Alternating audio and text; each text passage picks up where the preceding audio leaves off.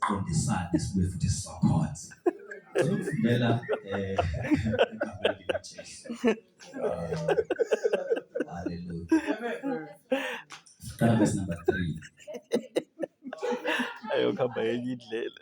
Wasemva kwey'nsuku ezithile, uKhayini waletha kuJehova umnikelo wezithelo zomhlabathi, naye u-Abela waletha umnikelo kuwo amazibula ezimvu zakhe ezinonileyo. UJehova wanaka u-Abela nomnikelo wakhe, kepha uKhayini nomnikelo wakhe Mhlawumbe kafushane esimeni saphakathi bathandekayo sibambe indaba yokunikela kwalamadoda amabili. Hallelujah esimeni saphakathi. Amen. Uma sishonile lo othandaza ngapha egameni lenkosi. Amen. Uma benikela esimeni saphakathi bonke baletha bobabili baletha iminikelo yabo endlini kaNkulunkulu. Amen. Amen. Uma befika naye uKhayini uyayiletha naye owakho umnikelo wezitshalo noma akuthathe emhlabathini. Amen. Amen. No-Abela usiyaletha okwakhe ngokwemfuyo ayifuyileyo. Kodwa ngiyathanda lapha okasibisi uma esenikela uAbela. Glory be to God. Uma enikela uAbela mama umpostoli ubingelele kodwa esimeni saphakathi. Glory be to God. Hallelujah. Amen. Uma esenikela ngithanda indlela anikela ngayo lo. Amen.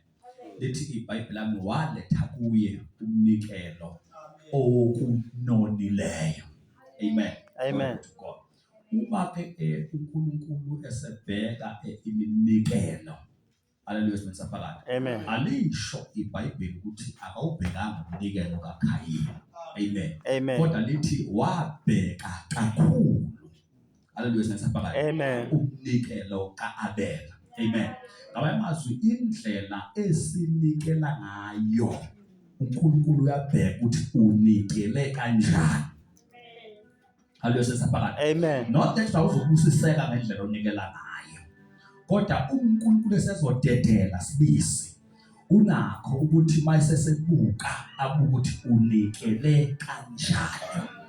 And mawuzonikela uNkulunkulu nakho ukuthi noma ngabe kuthiwa unikele ngemali encane kangakanani kodwa ahambe adlule emnikeleni wakho aye enhlizweni yakho ayobuka ukuthi inhliziyo yakho ngesikhathi unikela yona ithi.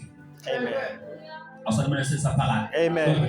Lithi iBhayibheli lami lana uNkulunkulu wanaka kakhulu umnikelo kaAbela. Yalizwa iBhayibheli ngelanga uJesu wathi ngelanga kuhlangene wathi ngehlisa kancane ngaphezulu wathi ngifuna bangizwe kahle ngishisa nje kancane ngifuna bangizwe kahle kuthi kwathi ngelanga wathi awuzani letha umnikelo uthe base bewuletha umnikelo lithi wathi wesifazane wanikele nje ngamaFatima amathathu usethi lo wesifazane unikele kakhulu ukubadlula bonke. Ungumfundi ke weBhayibheli uzothola ngesikhathi kunikele kwakhona nezigwili zakhona ezayinikela ngemali eningi zinikela ngokukhulu ukudlula kwesifazane kodwa uNkulunkulu noma uJesu wadlula entweni nomama ayinikela wagijima waye enhlizweni yakhe. Ngamaze it is not a sin ukuletha umnikelo masumfundise yama awubuki. Amen. Ayesisabathi. Amen.